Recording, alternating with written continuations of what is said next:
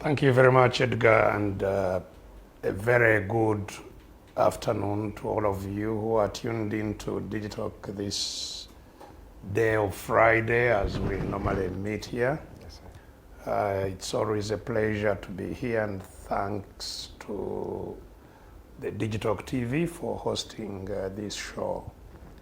I hope you've had a good week. Like Edgar has said, it's a tough time living in our country, and so every day must be celebrated if you are still hanging in there. I just arrived here from court where the official persecution of some of us is still going on. This is a case of 2022 charged with incitement to violence. Continuing again today, the prosecutor was not available, so the story continues. I thought it was supposed to stop in case he doesn't appear this time round. Yeah, well, they keep on giving excuses, and the intention is very clear. Okay. This week, of course, we had some good news with one of our veteran activists, the Deputy Lord Mayor Nyanjura Dolin, having a baby girl. Came as a surprise to many, and including me, because although I was aware she was expecting, I didn't know she was due yet. So congratulations to her and her family for receiving the young Miss Rena. And of course, we are midweek or ending a week. Today is Jummah, the first Jummah of the month of Ramadan. And so certainly I must send my Ramadan greetings to my Swahaba and all the Muslim Ummah out there to wish you a good month of Ramadan. Again, not easy to fast in times that are as difficult as they are today. But we believe that Allah will, as usual, provide for His people. So welcome to this week's edition of the Interface. Let's dive into it and talk about what is happening. A lot is happening in the country. We shall talk about that. We have the formation of a new political party coming through, and of course it's spearheaded by the Katonga faction. We shall be talking about that and much more. But before we start, Doctor, this is the Women's Month, and last Friday was Women's Day. Unfortunately, we were not able to have you. And I just want to start off by hearing your message to the women as they celebrate the Women's Day at this particular, and of course, generally the Women's Month of March 2024.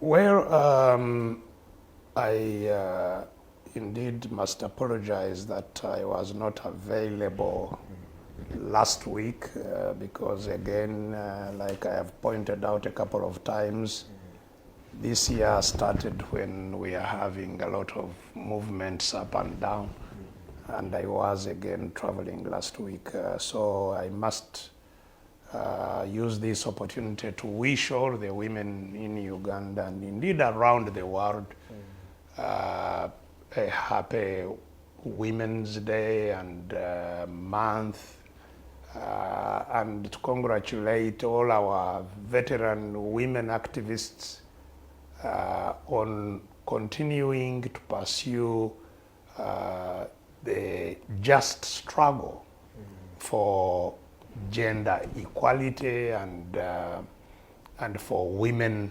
emancipation. And it's amazing, you know, how in spite of all the work that has been done by women to shine a torch on, women's rights, on women's issues, whether in development or in the social sphere. Yet there is still such an amazing level of ignorance in our country. I have just been reading some remarks made following what I have just talked about, the giving of birth by the Deputy Lord Mayor of Kampala, who is a very vocal feminist. And it's unbelievable how people perceive what a feminist is. Yes. One said, oh, so you can see even a feminist, how can a feminist give birth?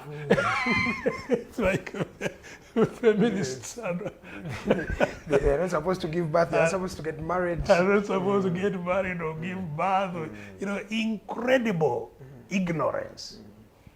And regrettably, this kind of ignorance is not only on the part of men, Yes. but ignorance on the part of both gender on what, women's rights and women's issues are. And so, yes, women in Uganda have done a lot along that path, have achieved a lot, but I think there is incredibly much more that needs to be done, especially amongst young people, to understand these issues. And this must be a continuing effort. It would appear that there has been a slackening of that effort, and especially, there was a rhetoric in the politics that, women have come out of the kitchens, they are no longer bound to the kitchen, and they are now having leadership roles. Uganda celebrated having a woman vice president, and now there is a second woman vice president, and a woman prime minister, and a woman speaker, and a woman this and that. And there has been some kind of a slackening of the work that needs to be done to actually empower women. You see, having powerful positions and having empowered women citizens are totally different things. Yes, it helps to have role models for women, to know that yes, a woman can be in a position of power. It helps encourage young women, but it can also, create some kind of a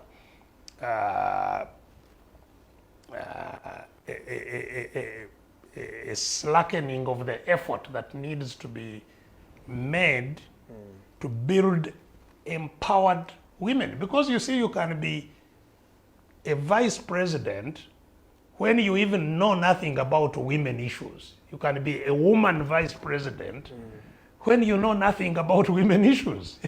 How so? Isn't that? Oh yes, they are many women who have no idea about women rights, but who have,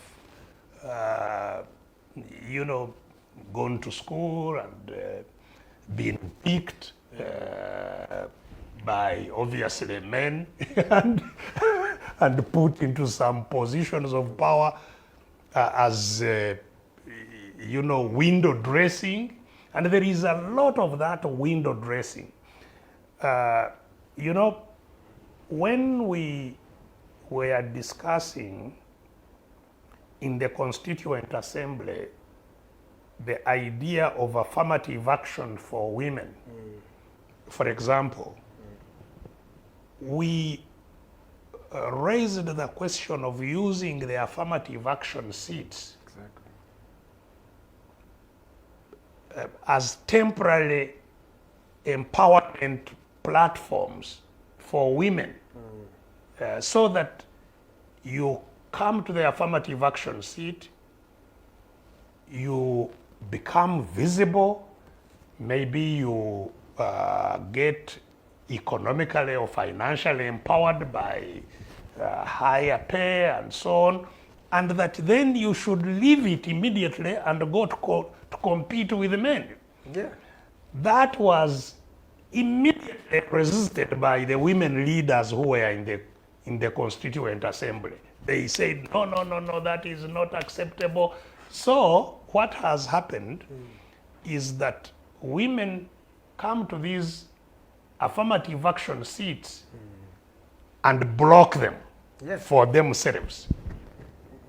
So you have all these women, most of the women in parliament on affirmative action seats, sitting on those affirmative action seats for 30 years. Yeah, KAIJA has been in parliament from 1989 up to now. Yes, for 30 years you are on affirmative action. You have been a speaker, you have been a deputy speaker, you have been a minister, you have been this, but you still seek affirmative action. That, I think, is one of the signs of, the policies that has been abused in terms of advancing women empowerment. There is no reason why affirmative action seats should not be used once. Use it, get off to contest with women, with other men, let a new woman also get a chance to be empowered. Once empowered, get off, get another woman to be empowered. So you find women themselves frustrate the process of women empowerment selfishly.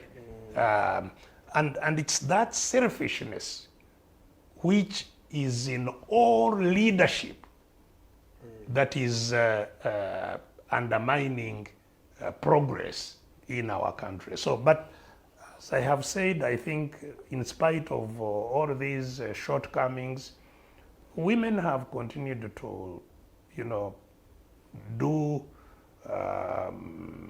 great things in encouraging women, in advocating for women education, in raising support for girl child sponsorship in school, in getting skills and so on, which is commendable, and which we must congratulate them for on this year's Women's Week, Women's Month.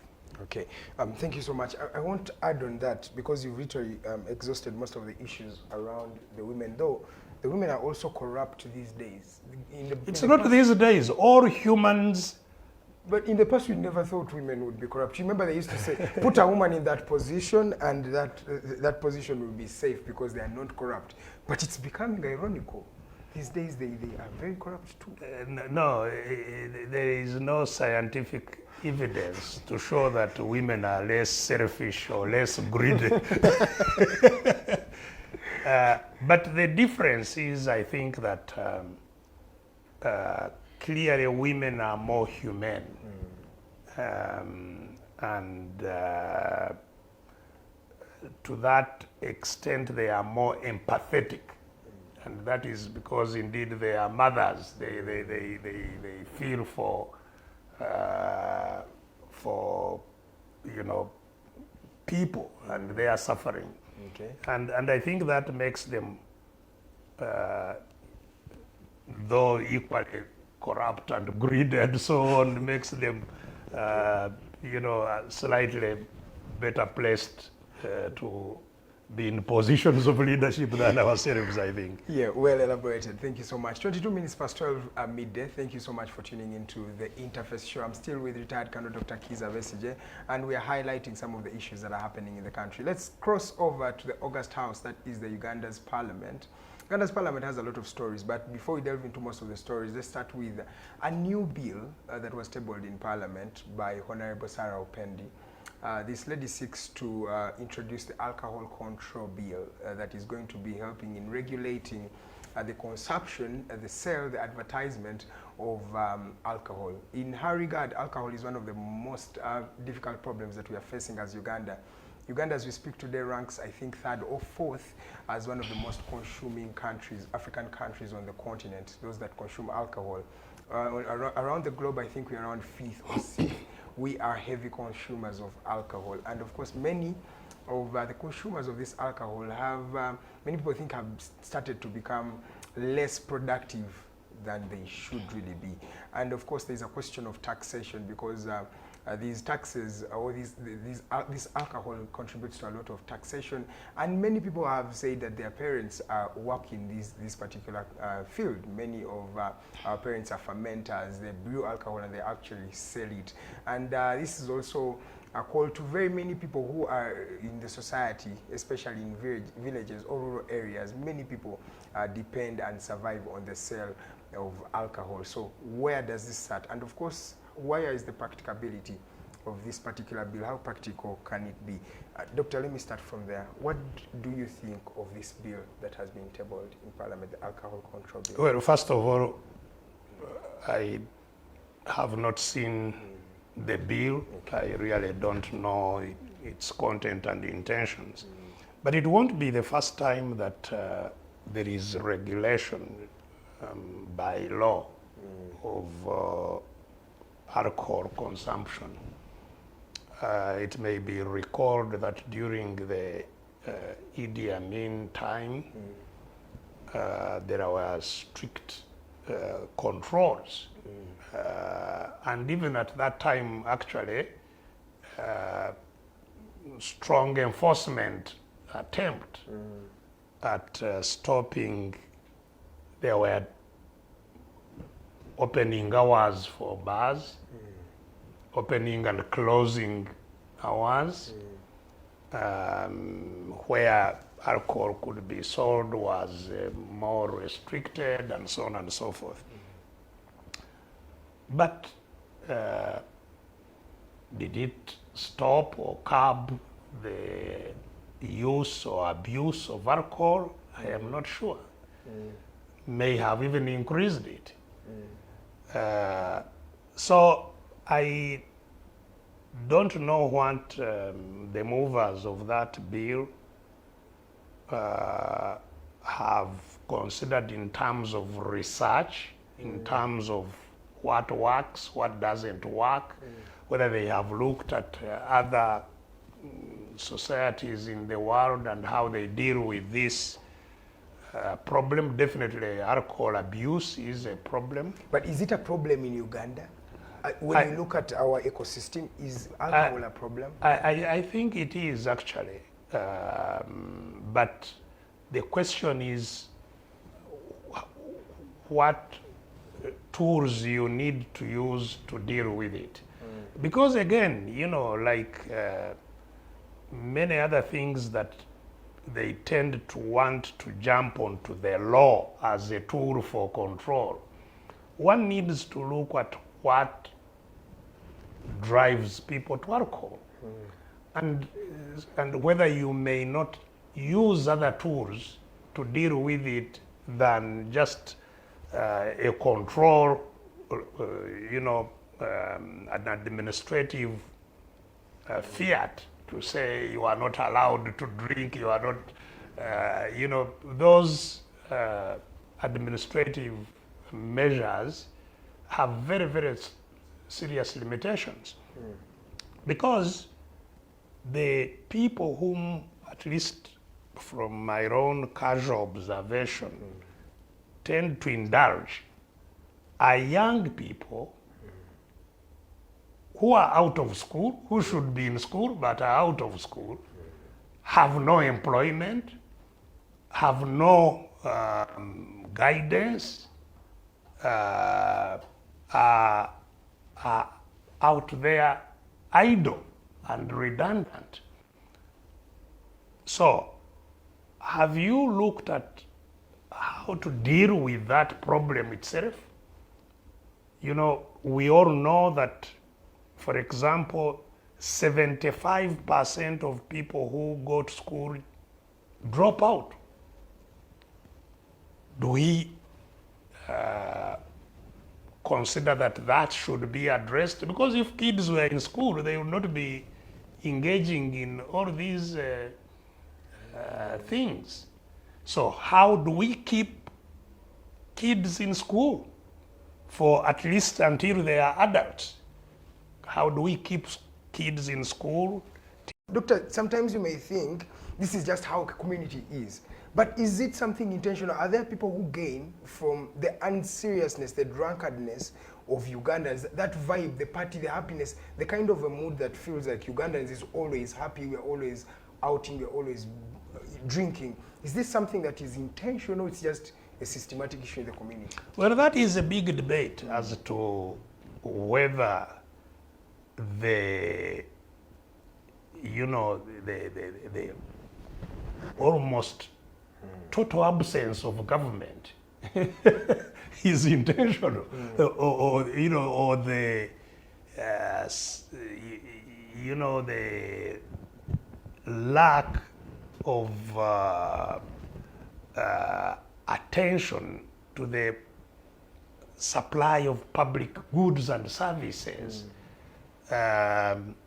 which has led to the kind of situation that I was describing of young people being, entirely desperate on their own, in broken homes and all this. It's been created by a system of government especially we can now talk about a continuous system of nearly 40 years that has massively marginalized people in Uganda. So you're asking, is it intentional? I have, very little doubt that it's a construct that is deliberate to make people vulnerable and therefore easily controllable I believe in the thinking of those who have created this massive vulnerability, because you see them taking advantage of the vulnerability they have created. Taking handouts that then you see them happy, like they are helping these, desperate people. That's what they have created an office. I'm sure you are following its activities, the office of the national chairman of the movement, which is the office of handouts. The office of handouts of the national chairman. The office, these whole programs like parish development model, all of them are based on handouts to totally desperate, marginalized citizens that then gather, spend all their days registering for help, doing this and that, and walking to the parish and to the sub-county and to the district And, you know, it's all, I believe, an intentional approach of controlling and dehumanizing citizens and keeping them on a drip. I believe it's intentional. And, you know, so talking about using the law to control abuse of alcohol or things like that is cynical. In my view, it's a cynical, worthless effort because it will not achieve anything. As I have said, even the laws that are there in respect of alcohol, which alcohol should be on market, which alcohol should be produced, and how, in what circumstances should it be produced. There are many laws that are not being you know, enforced. So what will the new law bring? Absolutely nothing. But they want to occupy space and indeed attention. We are now talking about it. They want to occupy parliament. You know, I think it's a private member. The private member wants to have wants to have talking things and maybe even divert us from the massive corruption that let's go to the corruption itself, because we've said everything on the bill. Let's go to the corruption.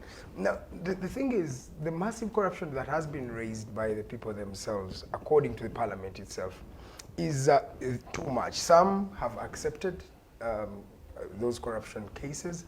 Others are just simply quiet.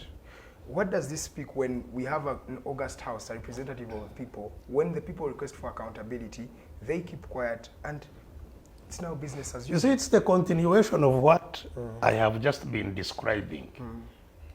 A construct of a state that is captured by a cabal of people, by you know, a clique of people or a family, capturing a state, capturing all its wealth and its ability to create wealth, and choosing who benefits from that. And that selective enjoyment of national goods and services, and you know, that leads to the massive marginalization, is a system of corruption. So we live in a country that is managed by a system of corruption.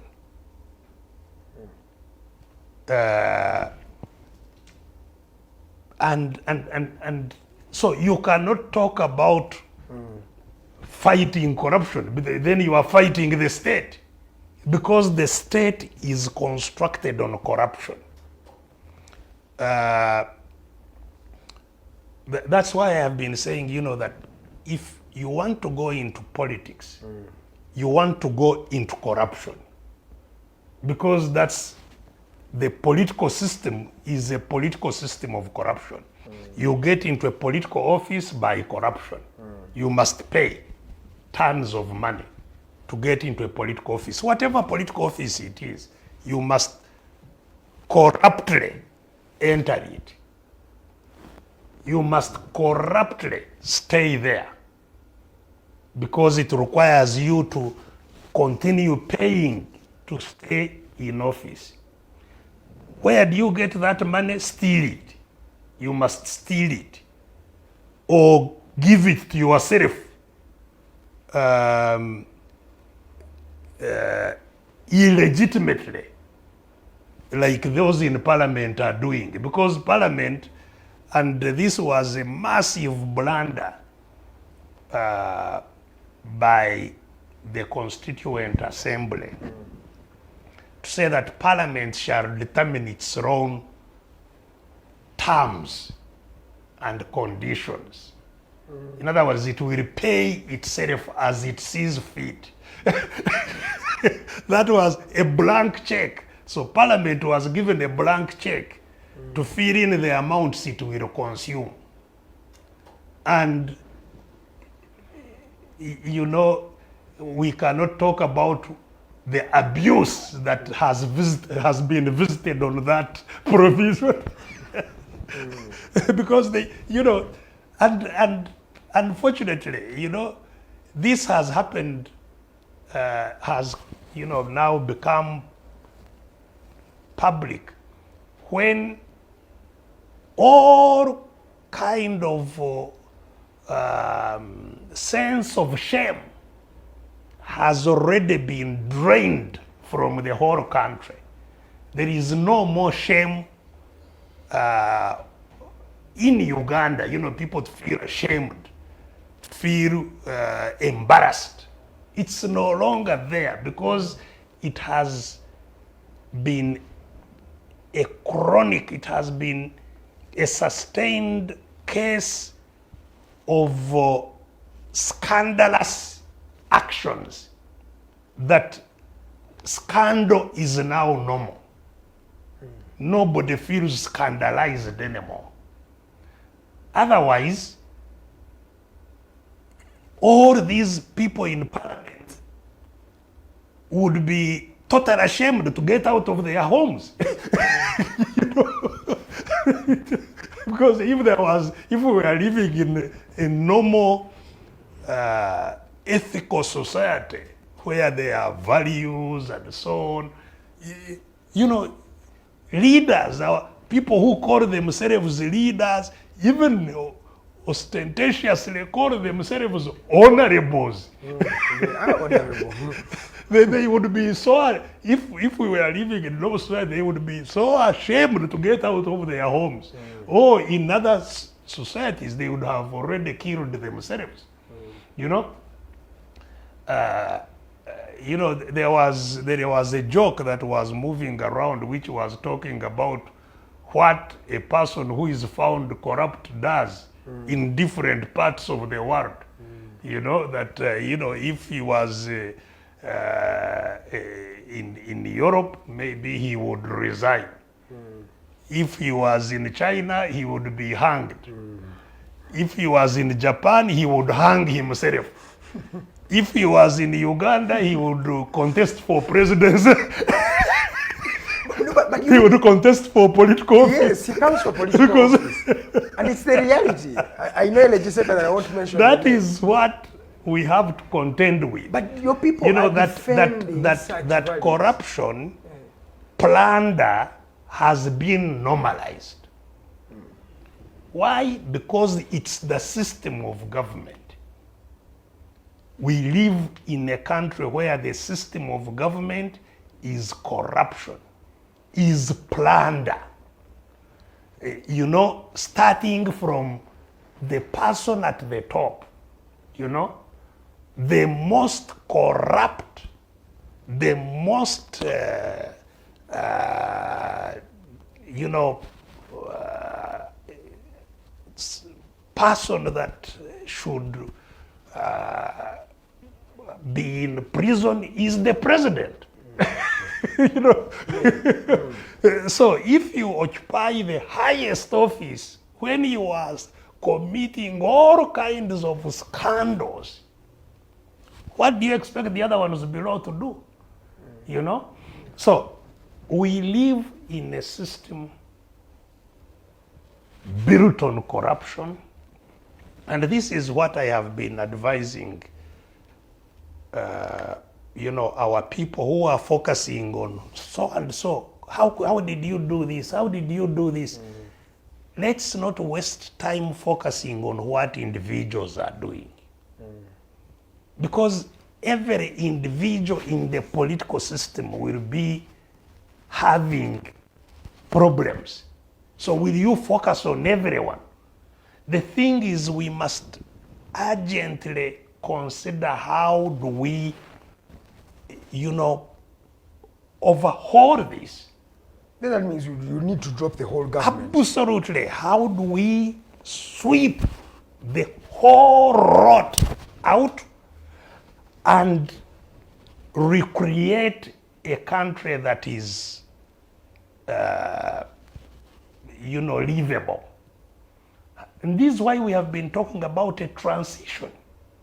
We will need a transition in which we destroy completely the system that was constructed here for the last 40 years. We must destroy it completely. We must uproot it and destroy it. And replace it with who? The ones who are supposed to replace are already corrupt themselves. So the transitional period is what must be used to reconstruct a system that we need for ourselves.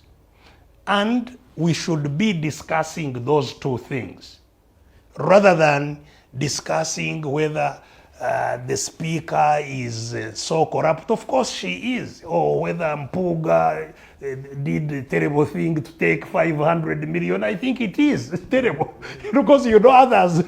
But it's not the individuals that are a problem. The individuals are in a system that is very problematic.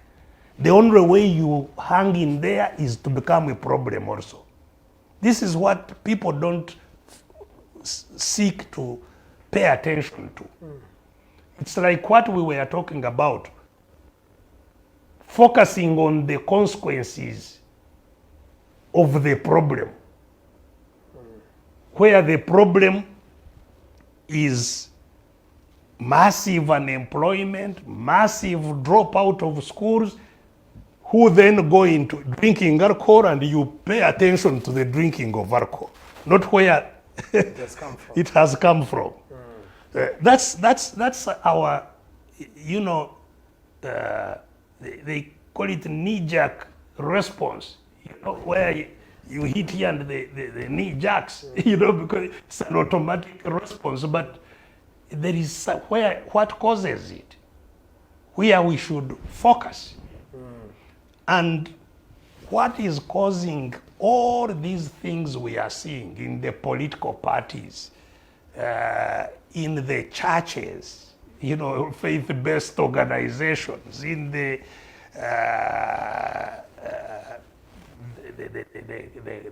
government all arms of government, you go to the judiciary, you wonder whether we still have a judiciary. You go to the civil service, you wonder whether there is still a civil service. You go to the healthcare system, you wonder whether there is still a healthcare. So this massive rot is systemic and systematic. It will not be solved by dwelling on a small issue and trying to turn it around.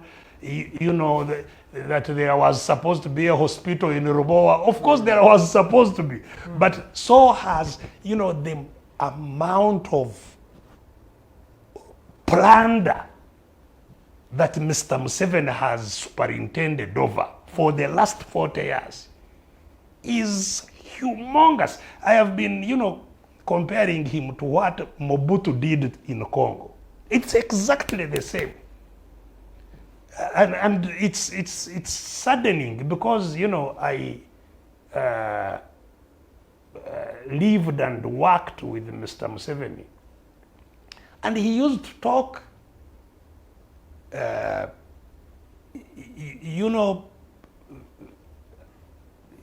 terrible about the system of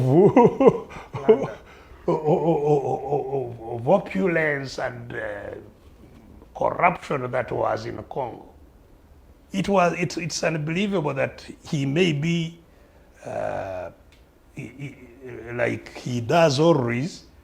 What he talks against is what he intends to do, and what he's doing, he talks about the opposite. I didn't have the slightest idea that he really aspired to be a Mobutu, So That is what, it's a massive problem that will not be solved by tinkering with the edges. It can't. That there is IGG. IGG is consumed with the corruption also. That there is, criminal investigation. There is no criminal investigation, or even these auditor generals. It's the whole system is infected. The citizens are the only people who can save themselves by uprooting this whole governance system and throwing it aside. And this is why I have been saying the only solution is a revolution. That's the only solution. By removing this whole rot, throwing it away, and building afresh a new system. I feel like trying to blanket and trying to legitimize the plan of the opposition in blaming the system, blaming the president, entirely. These individuals of opposition who we thought. You see, this is what I am explaining to you. First of all, I have been as vocal as I can about the misnomer of opposition and government. Those terms are misused. They don't exist in describing what is there today in Uganda. Opposition arises where people give certain people power to run government, and those who have not gotten enough support to run government form a shadow government. So these two systems presuppose that people have power, that they are the ones who are giving power, and they can change and give power this time to this one, next to this one, the other time they can change, that they have power, people have power. That's what is not here. In our situation, I've told you, the problem is state, the capture of the state, the capture of the people. The people are enslaved. They are captured and their power taken away completely. And they are abused and used and plundered as those who capture them wish. All what we are talking about, the plunder is plunder of the population. They cannot plunder you when you have power. That's why people, Ugandans, since Uganda became a country, have never changed the government. Ever since Uganda became a country, because before Uganda became Uganda, they were different nations. So ever since those nations were smashed and a new country created by foreign power, we have never changed the government. You see? So it clearly shows you people have no power. So they cannot form government. People cannot form government and form opposition. They can't. So those who captured power, who are running the country as they want, they have created a facade, a falsehood that they have created an opposition. It's a falsehood that they are opposition parties. It's a falsehood. There is no multi-party political system. It's a falsehood. So they have created them to legitimize their control of the country, which is obviously illegitimate. But in order to legitimize it, they paint some colors on it to make it appear as some acceptable system of government. And so they say, they are parties, whereas parties must have freedom. Can you have parties which are whose hands are tied at the back and you say, I have parties. You see? Because I've been asking even now, our own people, who you said we will talk about whether they want to create a party. And this is the question I've been putting to our own people. This party, whether FDC that is now captured in Najana Nkumbi, or another one that you create, how will it have power? Exactly. You know?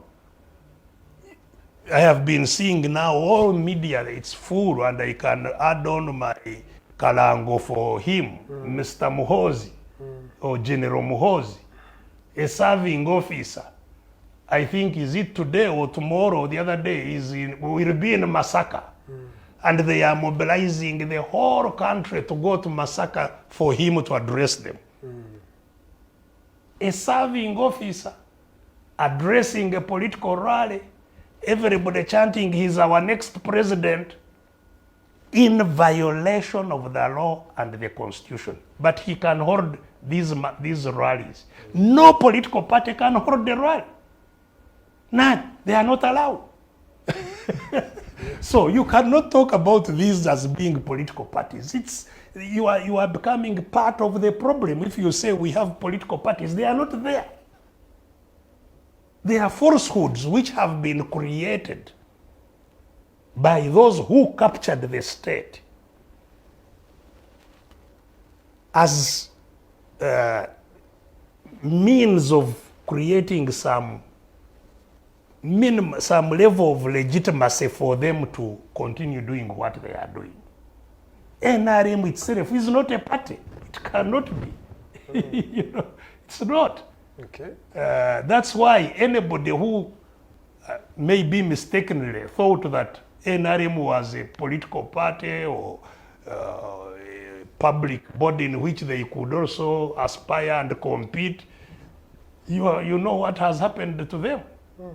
Everyone who has said, by the way, I can also lead NRM, they have ended up in a lot of hot soup. And nobody can, until now, when there is nobody, I have not heard anybody now even whisper that they can, lead NRM, you know. So that is the problem that we should address. Not who is corrupt in this massive corrupt system. Okay. It feels like the leadership in the dissenting voices or the oppressed people is lacking. There is a leadership question therein. Maybe the quality of leaders, the etiquette, the integrity of such leaders, but also generally as we metamorphose into a campaign period. That I agree with you, okay, that there is a leadership deficit. Allow me, Dr. Go. The leadership deficit, you see, comes from, because what is a leader supposed to do? A leader should be able to crystallize a challenge that faces the leader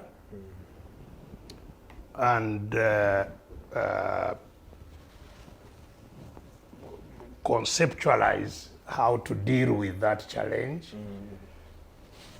engage others to share into that vision of how to get the solutions, and lead to get rid of the solution. So we've been talking about the challenge that we have in Uganda, the political question, yes, you know? And that's what leadership should crystallize and analyze for other people to understand and how it gets solved. But very clearly that has not been the case. You don't quite see focus on saying where do we want to be and how do we get there? How do we deal with the challenges of getting where we want? The process. First of all, where do we want to be? What is our goal? What Yes. is our political goal? Where do we want to be? And how do we navigate to get there, considering all these challenges? Feels like you don't like power. You don't need power. You don't want power yet, according to how we see it. Even if the goal is power, power to who? Power to yourself, power to the people. So that should be crystallized. How do we get there? How do we navigate to get there? What is the path to where we want to be? These are matters that leadership should help to put in place.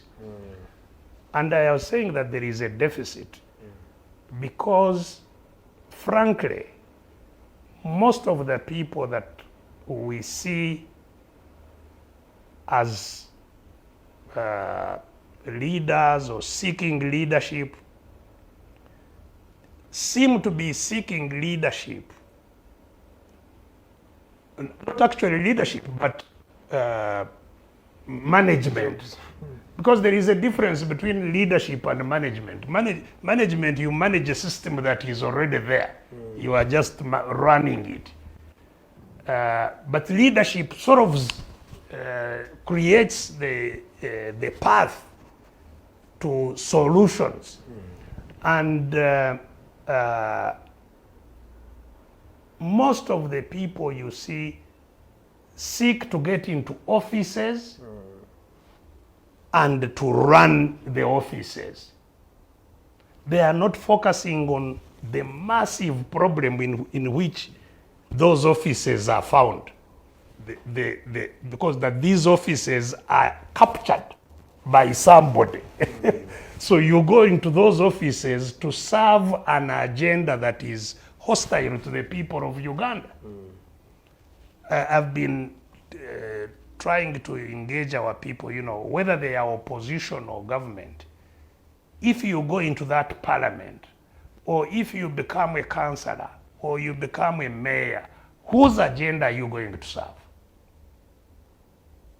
Can you really serve an agenda that removes this system that captured the state? Are there possibilities to do so? But so most of our people, unfortunately, are just focused on getting into positions regardless of what those positions are able or not able to achieve. And in the circumstances, that's why you find many people have no problem even changing sides. He goes to seek an office as an FDC, he doesn't get the flag to run as an FDC. Yes. Immediately he switches. If they say, we have here Flag. a flag in DP, he becomes a DP flag there. If that one doesn't achieve, he gets the other one. So he's clear. Never out of conviction. So he's clear. So you find that this person is clearly not pursuing a particular objective except himself getting into an office, regardless of how he gets there or what he's supposed to do while he's there. And that, frankly, is the greatest majority of people who pass as leaders today. That's why I say there is a deficit. Because, like I have said, the task at hand, as far as I'm concerned, and we can have a debate on it, the task at hand is to get the country out of the control of those who own it today. The country is owned by a family, in fact, helped by some hangers on, but it's owned by a family, the whole country. They succeeded others who also owned it. And the fight in most of Africa is a fight for who owns the countries. The population is irrelevant. Go to Sudan right now. The population is irrelevant. The fight is on who owns. You push this one so that you become the owner. This one pushes the other one so that they become the owner. Now we are talking about succession. The owner leaving his offspring to succeed the throne. That is what needs to be changed.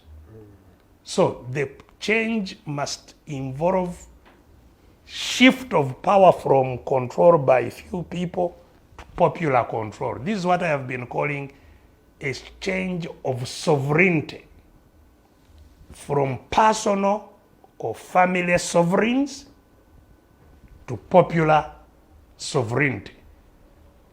From ownership or control of a country by a family or few people or one person to control by the population. So that the struggle at hand in Uganda, therefore, is not a struggle for choosing a leader. No, it's a struggle for shifting power first.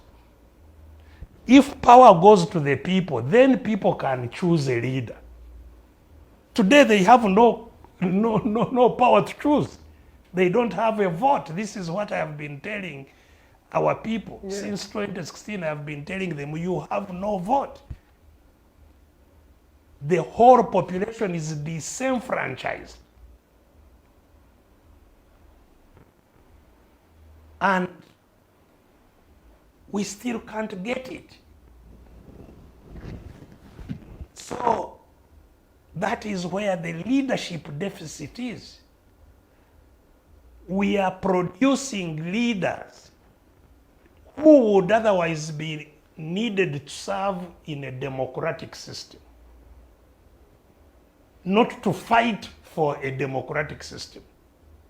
So the leaders we need now are leaders for a war of liberation. Those are the leaders we need now.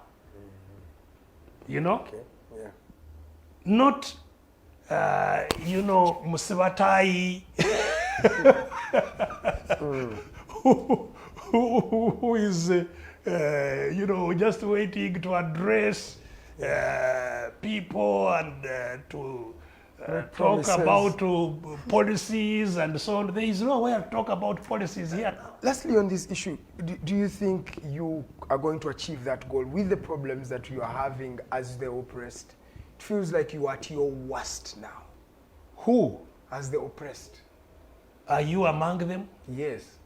So why do you ask me in the... You are a symbol of all of them. You are the symbol. You should be saying, what should we do? you are the symbol. But who is not among the sovereigns, if you are not among the royal family or that governs Uganda, that has absolute power, then the question you are asking goes to you, to them, all of us. If we don't succeed to liberate ourselves, we shall become finished. Slowly but surely, we shall become finished. Just like we are getting finished now, either because we have no health care, because we have all these,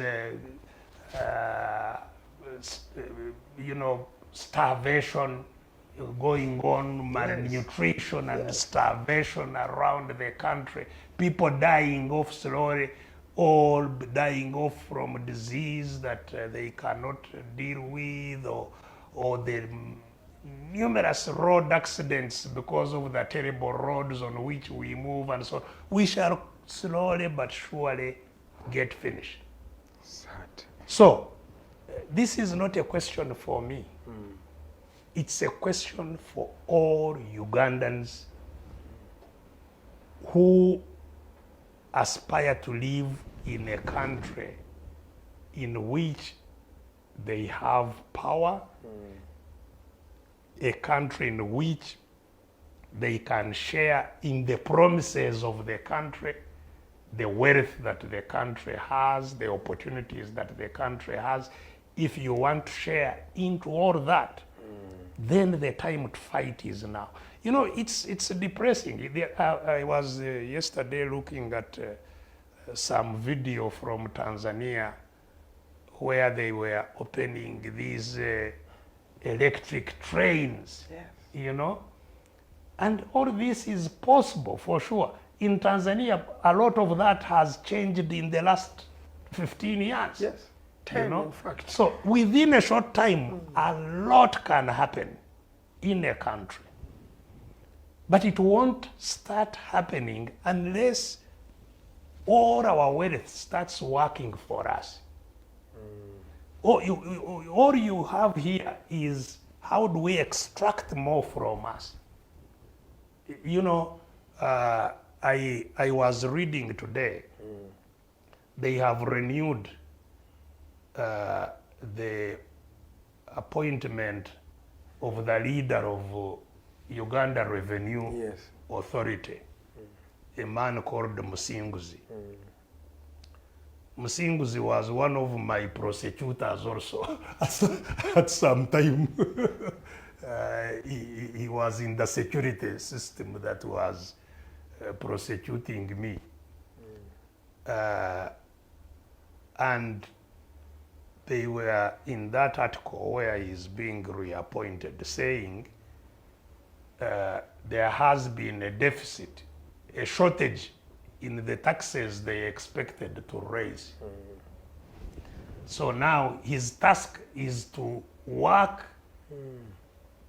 extremely hard to collect more taxes from us. And they are already preparing how to do so. You know, to increase this tax, increase the other tax, increase this tax, and sack more. Sack more to serve who? To serve those billions you have been reading about that are being squandered by a handful of people. So the suction, the pull from, you know, already emancipated citizens, they must pay more. That's what Mr. Musinguzi and his tax machine, you know, are going to be doing. Sucking from everybody, including, of course, from the businesses that would provide employment to our people. So more businesses are going to close because Musinguzi is coming to collect the little money that was still in the drawer. He's coming for it. And the business, so which was employing 3 people, they are also going to go on the street. So this is what, if we don't stop this, this is what is going to be happening. We are going to get finished. It's urgent. It's, I don't know how I can express it. It's extremely critical and urgent that a revolution happens in this country. That this parasitic, destructively parasitic cabal, clique, mafia, that it is uprooted and Uganda recast afresh. All right, thank you, Doctor. 20 minutes past 1 p.m. Doctor, let me come to, you even hinted on it, the question of taxation. Among the new taxes that are proposed to be brought, there is that house tax of 18%. And now this comes at a time when houses, especially in Kampala, have all literally increased their pay. To stay in a decent house in Kampala, you need to pay a lot of money. And away from that, many people are looking at it from a fact that many foreigners, some refugees are taking over these spaces, and Ugandans are failing to pay this money. And the landlords are telling the tenants, if you can't pay this money, there is another man who's going to pay the money. This is mostly common along Gaba or Makinge division. You'll find there are some places where you won't even find any Ugandan there. It's a community that has been taken up by these people. What do you think about this particular situation? Before I ask you if the foreigners are a problem themselves. You see, what I have been describing to you, you are now putting it in concrete terms. The Ugandans getting finished and being replaced. That is a process that will easily go on until the few indigenous Ugandans will be sustained by some affirmative action measures. That's what happened to communities that became extinct. You know, the indigenous Americans, the indigenous Australians, the indigenous Canadians, the indigenous New Zealanders, the indigenous, they were finished. Yes. Those who are still surviving, a few, they are being kept on some affirmative action programs. You see, that will happen. Oh, the people who occupy those countries came from elsewhere. Yes. That process is Very going true. on here, right before our eyes. It is going on here. Do Ugandans know what you're saying? It is going on here, and you have just talked to it here in Kampala, where it is visible. This place where we are is called Rukuli, I think. It's in Makinge division. Yes. Just getting out of this studio and walking on the streets of Rukuli, you may not be mistaken to think that you are in another country by the looks and the language of the people who walk the streets here. You know, the foreigners. Yes. The shops, or the small shops. Even the small businesses. You know, these small ones. They are the ones who inhabit. Now, this is Rukuli. The same is happening in other areas. And this happens as always in colonies.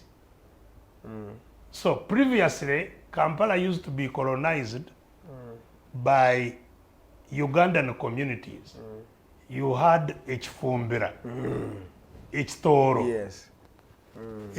Karamoja, you had the Ugandan tribes colonizing Kampala. Yes. Now it is Somali, Hindi, Yes. China, it is foreigners taking over, and the Ugandans heading for the. They're going to further. Now we're finding them in Igangu. They are heading They have left Kampala for the extinction. So that process is related to the system of governance that we are talking about. You are talking about taxes on housing. Yes. Yes. The houses, because Ugandans are marginalized economically, they will not afford the housing that is in Kampala. And so the policy is to push them out.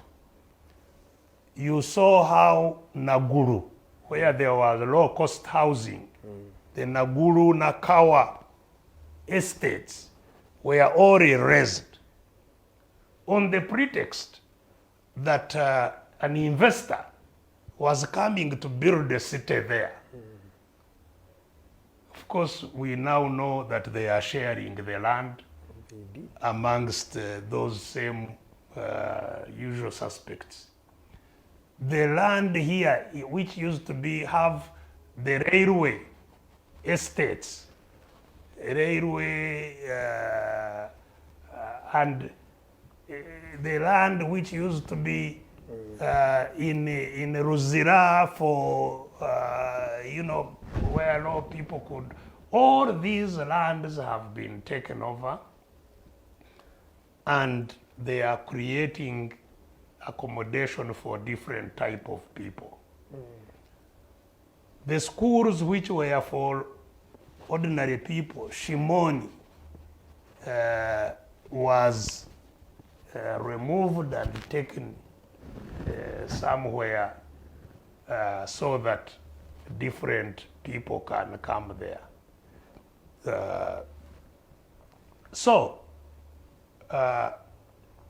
I told you that taxes is a policy that will continue to further marginalize all these. You were talking about tax on houses. That has two effects. First of all, it discourages the construction of houses. There is already a housing crisis. But I can't invest the little money I have in building houses for rent only for Musinguzi to sleep at my door waiting for what he's put in my hands and he takes it away. So I would rather go and drink it or do something else rather than provide Musinguzi something to come for. Yes, sir. So it discourages housing. It discourages investment. And therefore, once you discourage investment, you are discouraging jobs. Because the people who would be on the construction sites now have no jobs. The people who would be in shops doing work and doing this or that, they will not be there because the business is no longer worthwhile investing in, and you will close it, and those who are employed will get out. And those unemployed have nowhere to stay, so they are pushed out. And so they will start their journey to becoming slaves in the Arab countries or to find a way of crossing the Mediterranean Sea to get into Europe. And sometimes die. But then, Doctor, now this brings me to another question of these foreigners themselves that we are talking about. Look at the economy of our country. This economy has been taken up by the foreigners. They own the banks. Literally, Uganda does not have any homegrown bank. Most of the big franchises, all the money that Ugandans procure from these things, it all goes back to another economy. How will a Ugandan really become rich? We don't need to dwell on this. This is what exactly what we've been describing by capture. You see, those who captured Uganda, that is Mr. Museveni and his family. Their allies have to be foreigners because they think, and rightly maybe, that those don't have political ambitions here. So if the Indians or Chinese or Europeans that are here are rich, they are not going to contest for president.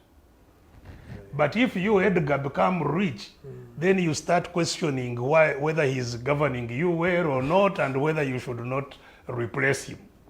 So that's why naturally his allies will be foreigners. And that's why you have Penetti.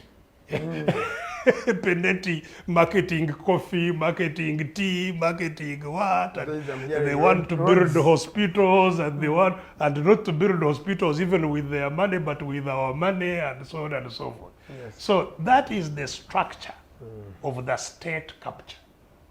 And this is, so we should not dwell on it.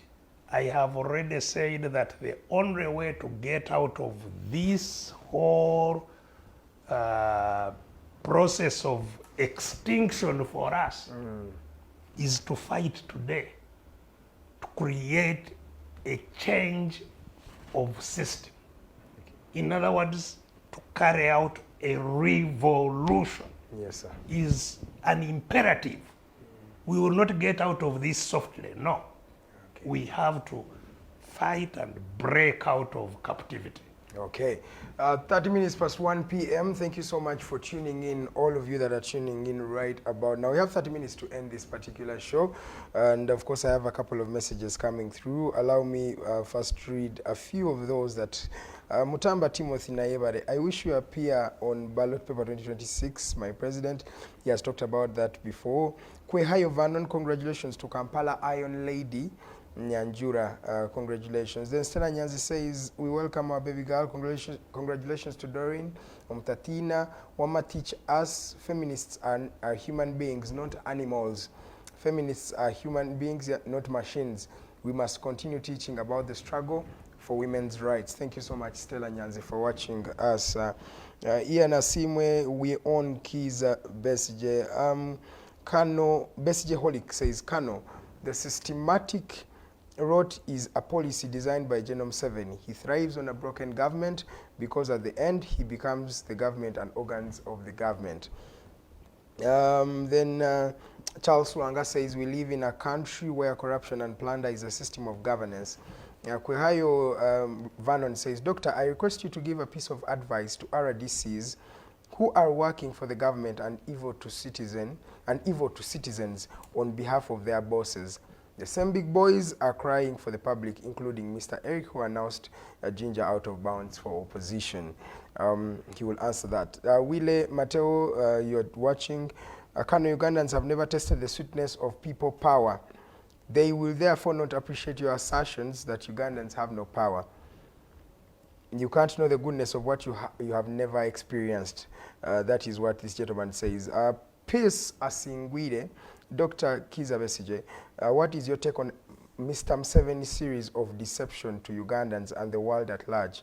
The man who can accommodate both Ruto and the opposition leader Odinga, visiting the West then to the East and to China. What do you dissect in this level of cunning? Francis Sebulime, thank you so much for watching. Says, thank you, Doctor. The only person who talk politics, and I understand in Uganda. Ladies and gentlemen, let me first stop there. I'll be reading some of your messages subsequently. Maybe let me finish, or let me end with Nwagira Rwacha Hinda David. Doctor, talk about the critique by Muhoozi Museveni's son about killing the opposition in the next parliament, that his party will be with more members and turn himself into the leading party. Yes, that is Nwagira Rucha Hinda David. Thank you so much for watching. I'll be reading most of your comments. Keep sending them through. I'll be reading them as we continue with the program. Doctor, do you want to address any of those questions posed to you? Yeah, well, yes. First of all, obviously, to thank all those that have been on the show and that have taken time to send messages. I'm grateful. And especially to thank those that are congratulating our friend Doreen. Thank you, Stella, to continue championing the struggle for freedom generally and of women particularly. The RDCs, you see, I hope you have read the Animal Farm. If you haven't, you should look for it. That small book by George Orwell, and read it, about a revolution that animals carried out seeking to gain control of the farm on which they were being held by some man and exploited and abused. And they successfully carried out a revolution, but then the pigs, amongst the animals that carried out the revolution, the pigs turned against the other animals and they became the new exploiters. And in the process, because the other animals started asking questions, the pigs took away dogs and trained them to become vicious against anybody who would raise an issue against the pigs the way the pigs were running the farm now. And so every dictator needs dogs. And that's what the RDCs are for. to act on behalf of the sovereign, to make sure nobody disturbs the peace and the power of the person who is dominating, and eventually they are expendable. You know, when they have served their purpose, that's what, even in that animal farm, the loyal boxer, you know, who worked ever so hard and believed Napoleon was always right. Napoleon was the chief pig. And was loyal, eventually was sold to the horse slaughterer. Yes. Never to come back. So when these other DCs have done, are no longer useful, they are discarded. Okay. That's what they don't seem to appreciate. Now the question of somebody raised an important question, whether our people can appreciate something they have never experienced. Yes. And that is very true. Part of the reason we are in the situation where we are is that we are the current generation of slaves. Oh. You see, our ancestors up to us have never been masters of their land. So we have no experience of being masters. Yeah. We have only a history, ancestry, culture of being slaves. And that's why even within our languages, there is a glorification of being downtrodden. It's talked about in glorifying ways. We say in the land of the cowards they are laughing. In the home of the brave they are crying. So it's all right to be a coward. And we also have a saying that you would rather be humiliated than die. It's better to be humiliated than to die. So humiliation is taken as acceptable because there is worse, which is dying. But humiliation actually, in other societies where they have lived in freedom, is I'd rather die than be humiliated. But because we have a culture of humiliation, our ancestors were humiliated, we have been born in humiliation, so it's acceptable. So we have a bigger duty to paint the picture of ownership, because we have never owned. And that's why it is taking us long to build a critical mass of people that are hungry to own their country. You see? Because even domestic slaves, when there was a struggle to abolish slavery, domestic slaves were saying, no, we are all right, don't disturb us. Yes. You know, we are eating, we are sleeping, why are you disturbing us? They meant that they even gave freedom and they refused to go. Yes. They said, let's stay. Exactly Born like servants. what you were hearing here. Tucheba kakutulo. Yes. At least we are sleeping. You know, you would hear citizens say, at least we are sleeping. Don't disturb us. At least we can now sleep. And indeed you hear those people who captured our country saying, we brought peace. Our people now enjoy peace, meaning that at least they are not being killed as much as they were keeping, and that is to be celebrated, you know. So, yes, this is part of the problem. We don't know ownership. And that's why even leadership, the concept of leadership, and those who are fighting to be leaders, they aspire to be owners of our country rather than servants. So the revolution we want to happen is to create owners and masters in people and servants in leaders. And that's why, so, you know, some time back I said, even when the revolution is over, I don't want a job in the government. And people saying, now what do you mean? You know, you must take the leadership. No, because I will be a master.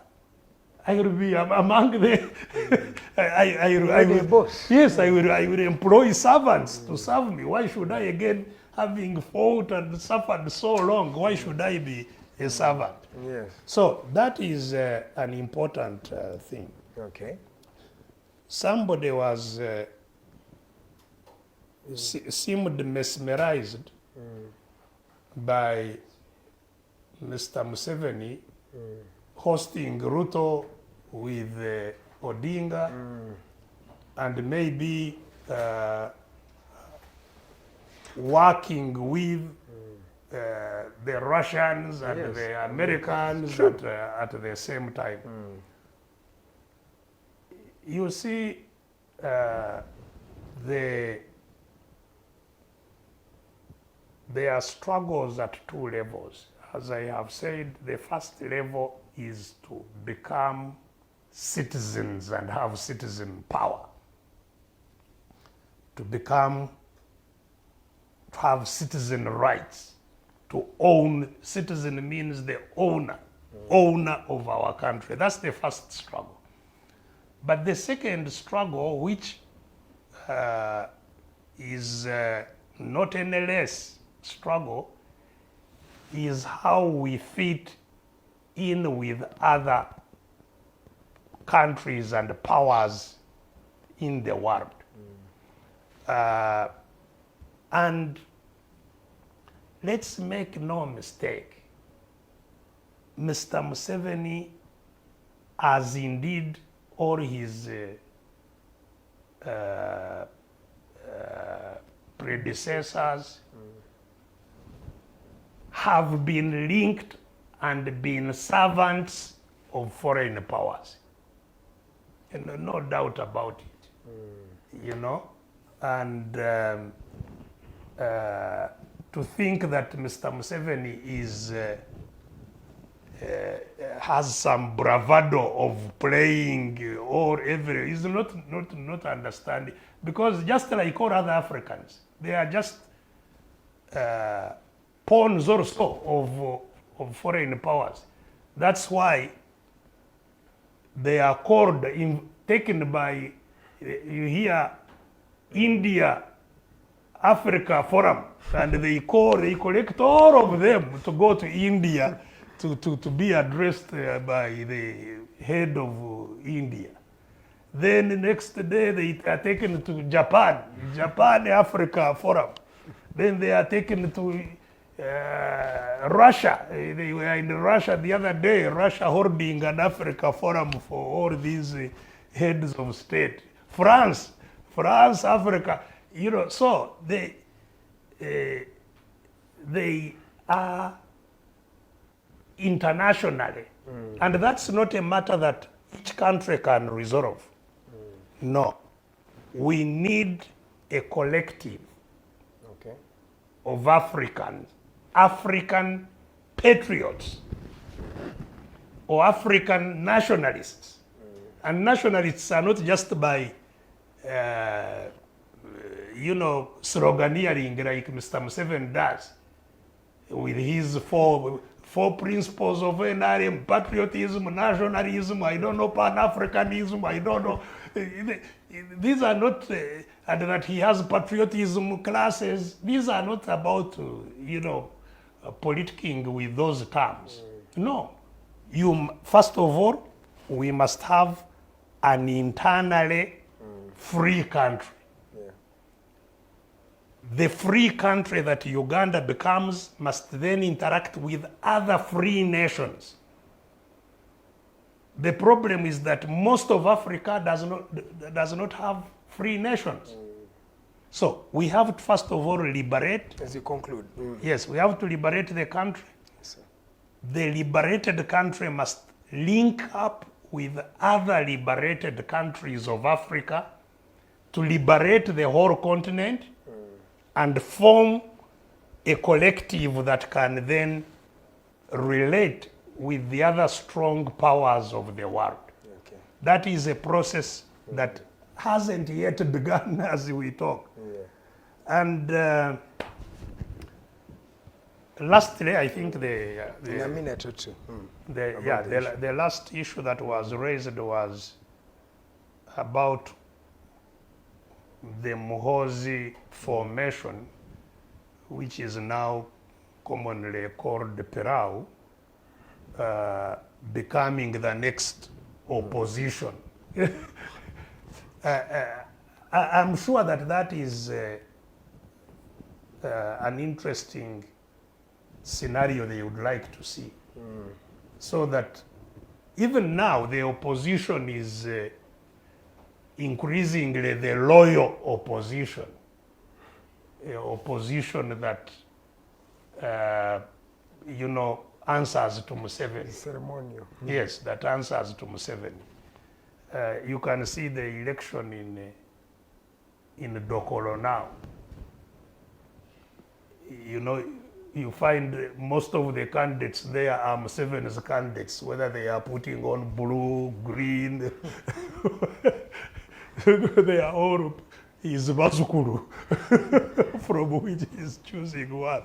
Yeah. So that is a likelihood, and I think maybe it is as well, it may help to demonstrate the ridiculousness of the kind of parties that we have now and the constructed opposition that is there now. Okay. Speaking of political parties, it brings me to the new formation by the Katonga faction. There is an idea that you're going to be starting a political party. How did you, as the Katonga faction, and I'm not putting you on the spot, but you and the members and your colleagues, how do you come to such an idea, if it's actually true? Well, I expect you being in the media to know the truth, because we have ever been transparent in what we do. All our communication has been with all media houses. Yes. We held a national council recently, which was attended by all media houses, at which decisions were made to consult with the party base of FDC on how to proceed in view of what has happened to the party headquarters and some few people allying with Museveni to disorganize the party. And that consultation has already begun. We consulted the leaders of Wakiso to start with. It's going to go on across the country. And it's the party, the people at the bottom to determine how we proceed. But having said that, you see, I told you earlier that we cannot have a multi-party political system under the current circumstances. So whatever organization our people engage in it must be to link up with also other people to fight first of all for freedom. Because you cannot have a party that has no freedom. If there is no freedom, eventually it will be also captured. Even if you create a new one, it will be captured. You create another one, it will be captured. So we must first focus on liberation. And that's what I hope we are all focusing on now. Okay, I have a message here. Doctor, I support the fight of actions not through political parties again. We are tired of these fake ideologies and so-called democracy in a non-democratic situation. This is Ugandan Richie saying that. Besigye Joram from Kienjojo says, the challenge we have is partly socialism that gives away our freedom to others to use our resources using damned democracy. I thought this would be more of capitalism than socialism. And many people have said this because capitalists seem like they are legally stealing from you. No, what is here is not capitalism or socialism. As I said, it's just a capture of the state and plunder. Capitalism is a system of how to create wealth and how to use the wealth you create, just like socialism. But what is happening here is state capture and plunder. So this has nothing to do with capitalism or socialism. Okay, there is no capitalism or socialism. Okay, there is Serwanga Alex. He says, "We love you, Doctor. You could have won the dictator if it wasn't that so-called Buganda caucus, because they are the hypocrites in the struggle for change." KAIJA, he says, "I strongly support the formation of a new party." There are still many members who still believe in political parties in the country. You see, political organization is mandatory if we have to fight. You must organize. So whether you call it a party or call it something else, you must be organized in order to fight. And I have been saying that even in whichever way you organize, you must also link up with other organizations so that you have a united front to fight. The two are not in conflict. What would be wrong is to organize, call yourself a party, and try to behave as an ordinary political party in a multi-party political system, which does not exist. Okay, yeah. So whatever organization it is, it must be structured and focused on fighting first. Okay. To reclaim the country. Okay, I get what you're saying. Thank you so much. There are still messages coming through. I have Kwehayo Davis. Most of you are just sending congratulatory messages and thanking Dr. for doing a very good job. Just a few here. I already read Serwanga Alex. We love you. You could have won Buganda caucus. Okay. Let me see here. We have Francis Seblime. You are also thanking the doctor for a job well done.